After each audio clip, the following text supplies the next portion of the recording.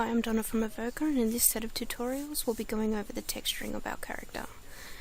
We'll start by creating a quick palette for us to use. So to do that, we'll open up our concept image in Photoshop, and we'll just use the eyedropper and just a solid brush to drop it onto the canvas. So we'll create a new layer to do this. We'll then go over each piece of clothing and select a mid color, a highlight color and a dark color just from our concept image that has already been created. So you can see me going through and picking the different colors based on the different areas of the body. For the skin and hair, I've taken a wider range of color sampling just to give a bit more variation when I create the texture.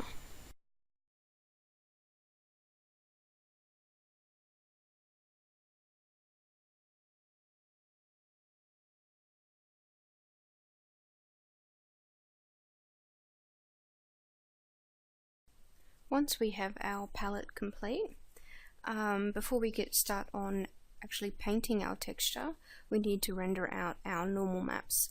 So to do that, we'll open up the game model. I've also got Mudbox open as well, since I've sculpted a lot of my my pieces. So I'll open up the UV model, so one that's been already UV mapped, and we'll start to detach some of these pieces and transfer them over to Mudbox so we can project our normals onto them. So here, since this model I haven't actually joined together, I'm going to grab the pants and just call it Selena Pants Game or something, just so I know what it is once it gets into Mudbox. So there we go. I'm also going to just apply a basic grey texture to it and just render resetting the X-form, sorry. Before I do that, it's always a good thing to do when you're taking it from one software package to another.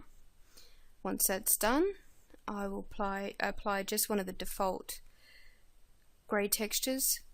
So this is just so if I bring it in from Mudbox, it doesn't override my UV material, and then I'll send it to Mudbox. And since I've already got Mudbox open, I'm going to just add it to the current scene. So now when we get into Mudbox, you can see that we've got our high detailed pants and our game mesh sitting on top of each other. Now to get our normal maps out, we'll go to UV and Maps, extract texture maps, and make a new one. So it'll ask you to name it, so I'm just going to call it Selena Pants. So this is so you can use the same function over and over again. So if we need to redo our normal map, we'll just go to Selena Pants and it'll be ready. We can go extract. So now we need to put in our target models. So in the top one, we want to put in our low-res map, our low-res pants. So the ones we just brought in. So just searching through and finding the model and clicking on level 0 and then hitting add select.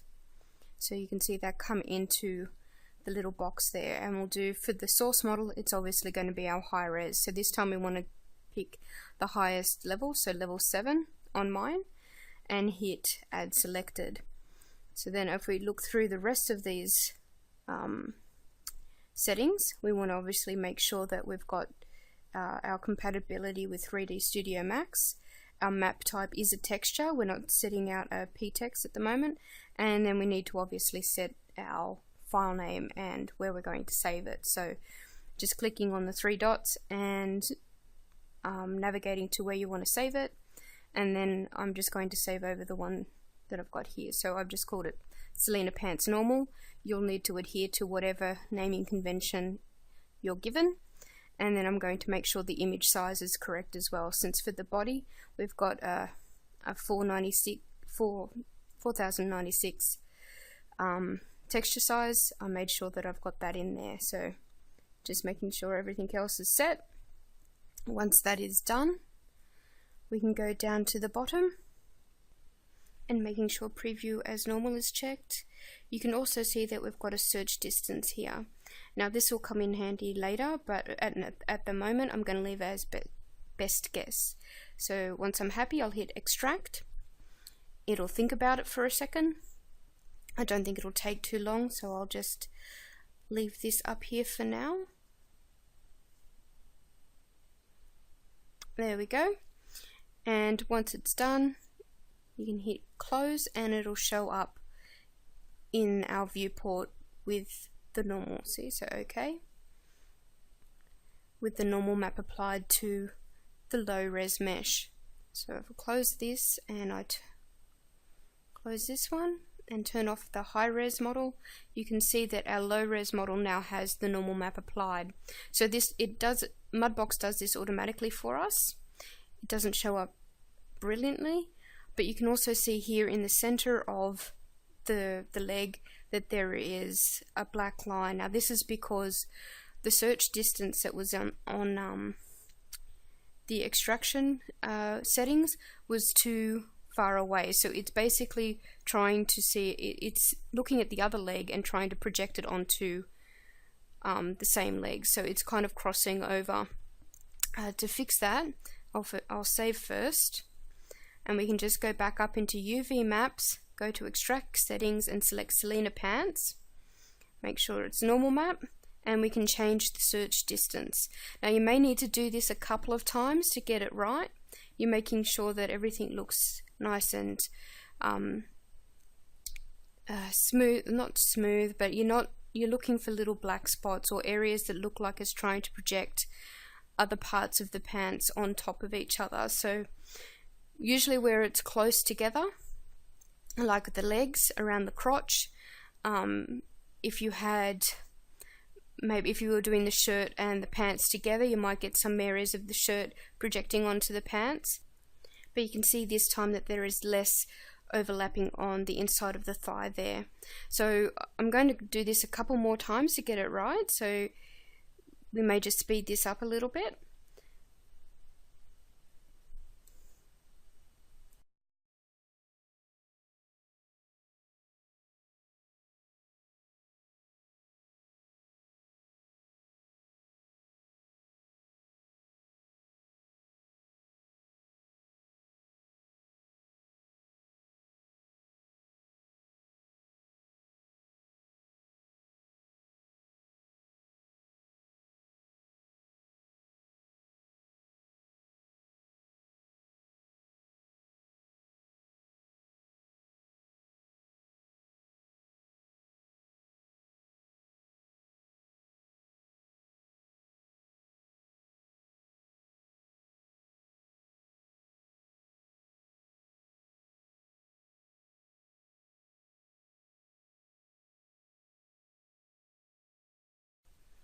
Okay, so just constantly adjusting the search distance to get until I'm getting something that I'm happy with.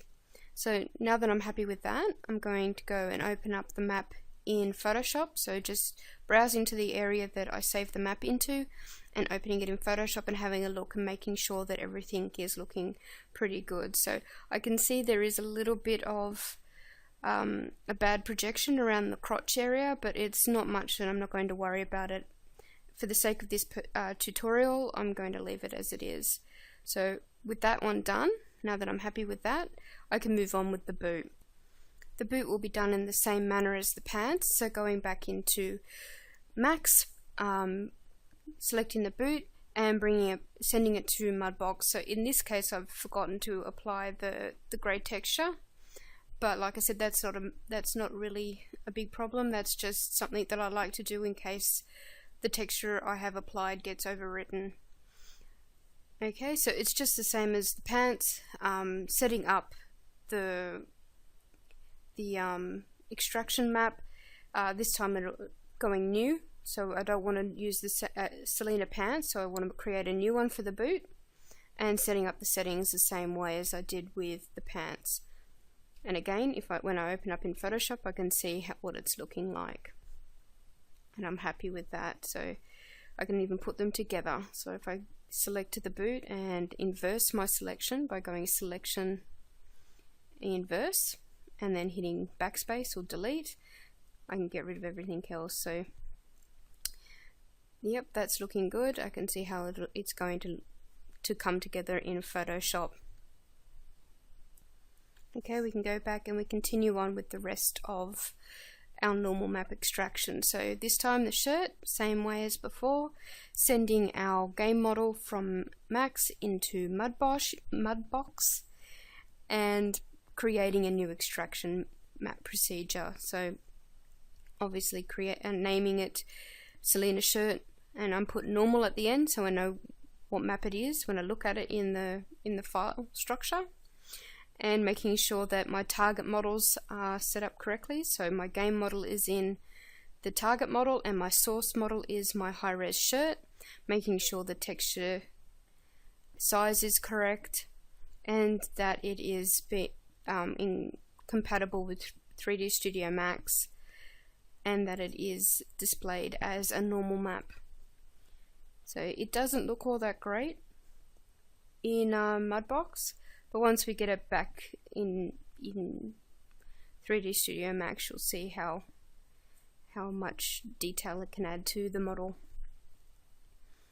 Okay, so just continuing on with each part of the model that we've sculpted. So now I'm moving up the model, so I've done the boot, I've done the pants, now I'll do the belt and the buckle, now after I've done the shirt, and then we can move on to the vest and the skin.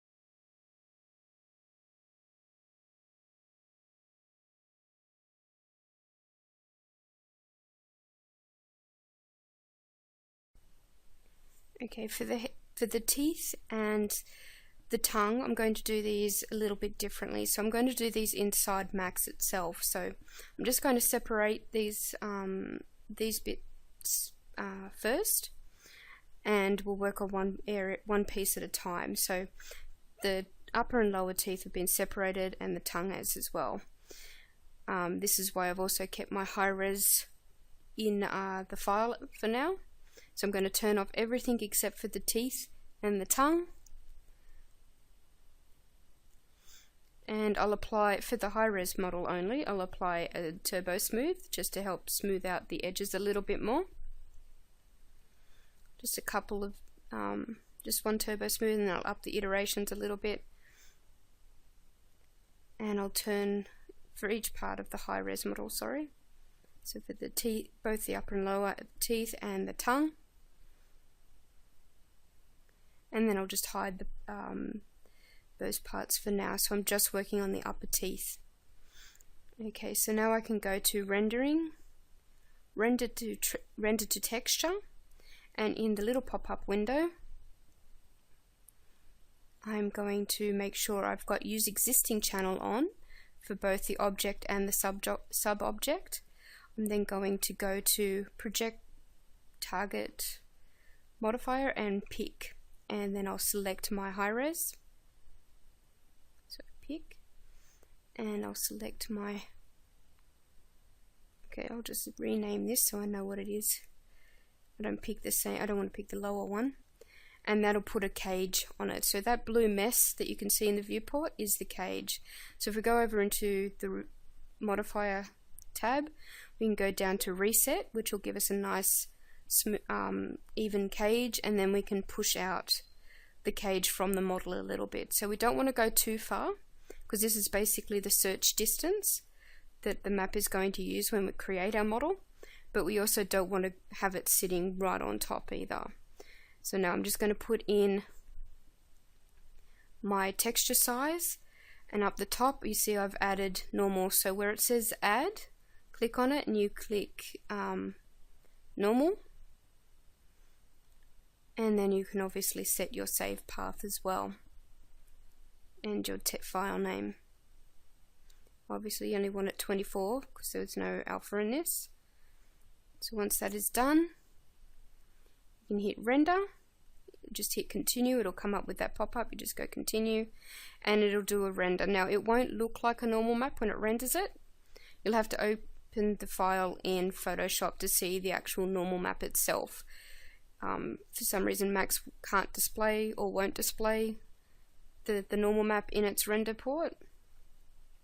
But you can also see that we've got these little red areas, so those are areas that aren't being, they're being missed. So you can see here where it's got ray mist color. If you just check that off, it won't be there when you render next time. I'm also changing my global settings a bit, so I'm going to make sure that Hammersley is on, and I've adjusted the quality slightly. So just resetting my cage a little bit too.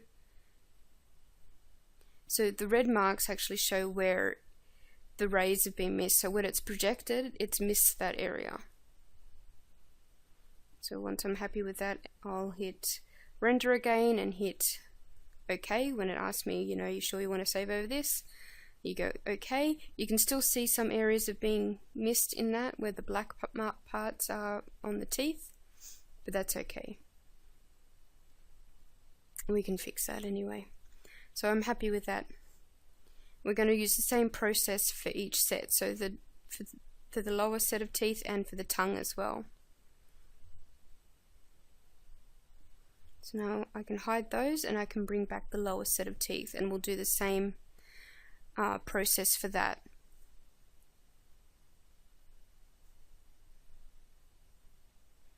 So just making sure that we've got our renderer set to Hammersley, and we've turned off the ray mist. So that's just a visual thing for me. I don't like to have the red on there. You can leave it on there if you'd like. I'm changing the texture size as well, setting my save path, making sure that my target has been selected as well. So I've added my or I've picked my target model. So at the top there where it says pick, I've clicked pick and I've selected my high-res model. Okay, so we'll do the same for the tongue.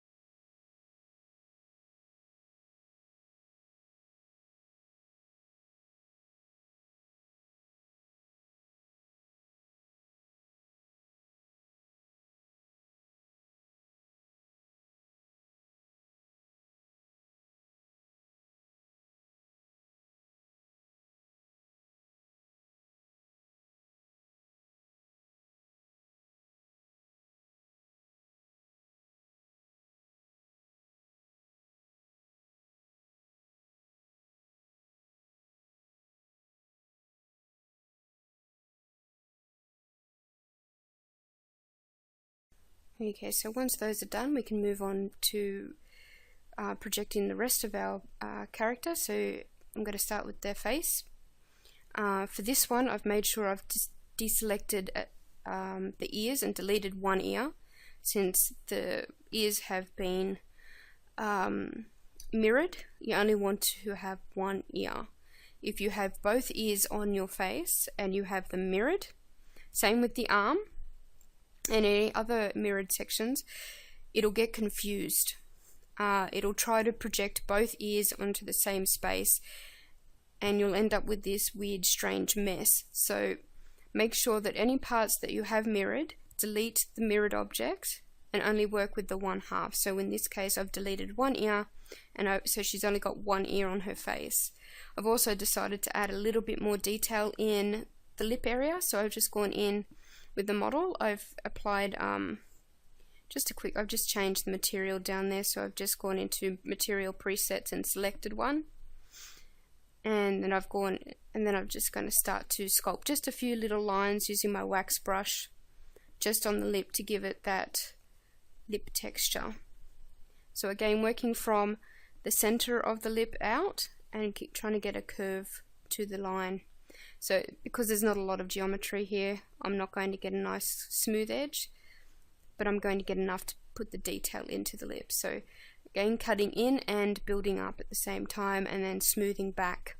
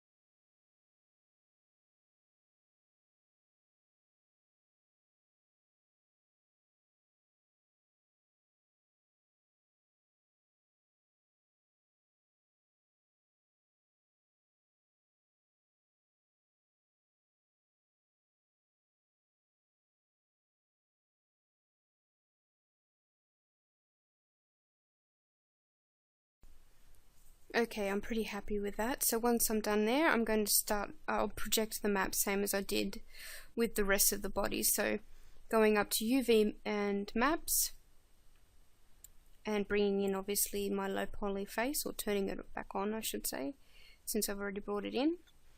And I'll create a new one, create it Selena head, and I'll set it up the same way as before. So again, you have to have the level selected in order to get it into the source box. It won't let you just select the top level. And okay, so make sure that you got compatibility with 3D Studio Max. Your preview as normal is set, and that your texture size or your image size is correct. And then just hitting extract. We'll then continue on with the rest. So the hair, the main hair next, and then the ponytail. Again, the same way as before.